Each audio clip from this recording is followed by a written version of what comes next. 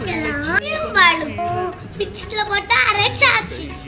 மீதி இருக்க இளநீய இதுக்கு போட்டுக்கலாம்.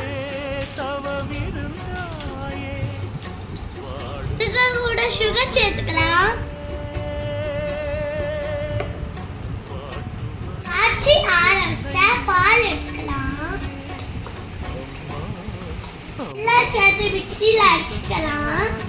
இளநீ ஜூஸ் ரெடியாச்சு. டேஸ்டா யம்மியா இருக்கு. எல்லாரும் என்ன